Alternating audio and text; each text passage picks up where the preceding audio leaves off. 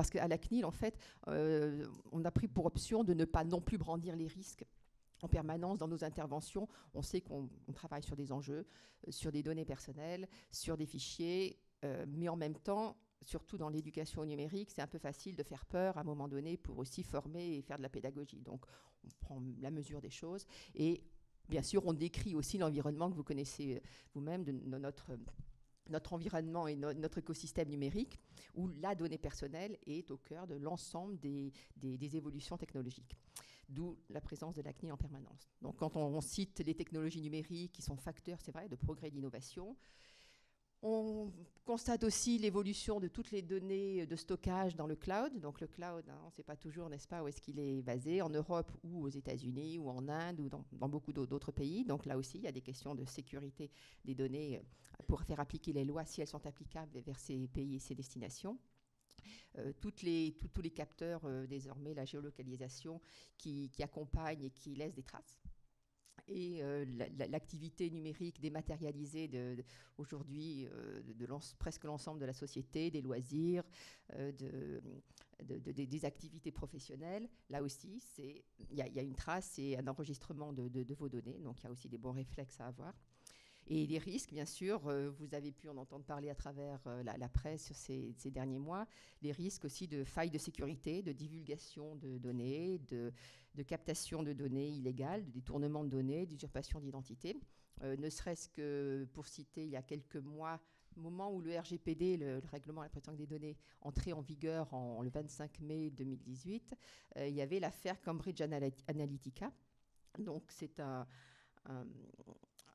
acteur britannique qui a détourné un grand nombre même de données dans le cas de la campagne présidentielle de Donald Trump pour ensuite réutiliser ces fichiers et même revendre ces fichiers de données. Ça touchait quelques 50 millions d'utilisateurs. Donc là, c'était vraiment, j'allais dire, cette affaire est arrivée dans la presse, ça a ému un peu l'opinion publique et en même temps, ça a permis aussi de pointer. Nous, on n'aurait pas pu souhaiter meilleure campagne presque de communication, de lancement pour le RGPD à ce moment-là, même si maintenant ça commence un peu à dater. Mais voilà, ce sont des événements comme ça qui portent au devant de la scène aussi les situations, et malheureusement, compte tenu des failles de sécurité et des détournements de données et des ventes de fichiers aussi qui se font. Donc le traçage, la surveillance, on l'a évoqué tout à l'heure, toute l'activité des citoyens dans leur activité personnelle, dans leur activité professionnelle, donc laisse des traces. Donc ça, c'est une des contreparties de la société numérique. Et les risques aussi, comme j'évoquais, sont de se tourner aussi vers la jeunesse qui est hyper connectée. Bien sûr, on a des statistiques, les taux d'équipement des jeunes, y compris les jeunes de même 10-12 ans qui ont un compte sur un réseau social. Donc, tout ce constat de la société dans laquelle nous évoluons nous oblige à pointer un peu des priorités vers certains acteurs et vers les acteurs jeunes et les parents également qui doivent accompagner les enfants. Et donc chacun a ses responsabilités, vous avec un public que vous allez fréquenter, un public d'étudiants, de chercheurs, et j'allais dire l'activité se démultiplie vers l'ensemble des acteurs de la société. La CNIL, petit retour rapide sur son histoire. Aujourd'hui, la Commission nationale de l'informatique et des libertés a 40 ans. Et il y a 40 ans, l'informatique, ça ressemblait plutôt à ça. Oui, bon, ce n'était que le début de l'informatisation des entreprises et des administrations. Et déjà, en 1974, le projet Safari provoquait un tollé dans l'opinion publique. Allait-on vraiment ficher tous les Français juste parce que l'informatique le permettait ? Très vite, on mit en place une commission pour garantir que le développement de l'informatique ne se réaliserait plus que dans le respect de la vie privée et des libertés individuelles. Ainsi naquit la loi informatique et liberté et l'autorité indépendante chargée de la faire appliquer, la CNIL.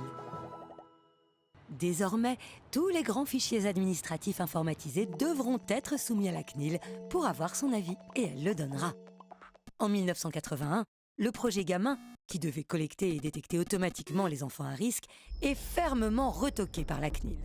L'État devra revoir sa copie en anonymisant une partie de ses données. Puis, dans les années 90, arrive le réseau anonyme et complètement libre qui allait changer le monde. Internet.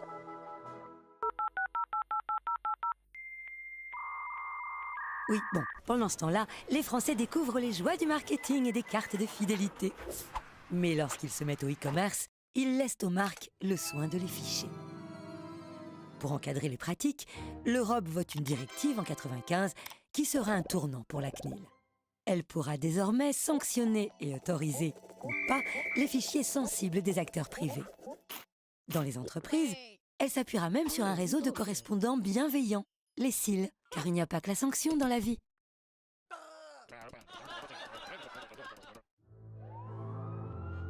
Mais après le 11 septembre 2001, les exigences sécuritaires s'emballent. Les révélations d'Edward Snowden en dévoileront les dessous. Les données personnelles des citoyens collectées par les géants d'Internet sont utilisées par des services de renseignement. Le grand public est sous le choc, le monde entier est sur écoute. En France aussi, les attentats ont bousculé les priorités. Alors, pour éviter les dérives, la CNIL demande des garanties supplémentaires à chaque nouvelle mesure de sécurité. Mais les gens ne comprennent pas toujours. Oui, bof, quand on n'a rien à se reprocher, on n'a rien à cacher, hein. Hé! Ah, c'est un scandale! Aussi, la CNIL sensibilise et explique au grand public comment protéger et sécuriser ses données personnelles, même à ceux qui n'ont rien à cacher. Mais avec le numérique, mieux vaut prendre un temps d'avance. La CNIL accompagne les entreprises et les administrations dès le lancement de leurs projets. Elle inaugure son laboratoire d'innovation numérique afin d'analyser les nouveaux usages.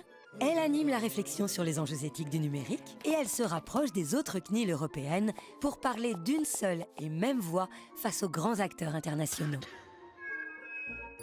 Fruit de ce travail, en mai 2018, le règlement européen sur les données personnelles entrera en application.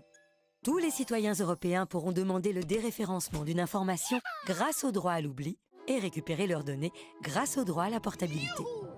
Voilà, c'est vrai qu'à la CNIL, nous sommes particulièrement fiers d'avoir porté une vision de la protection de la vie privée en Europe, dans le monde et au-delà. Mais que voulez-vous, c'est juste indispensable pour que les technologies continuent à nous émerveiller.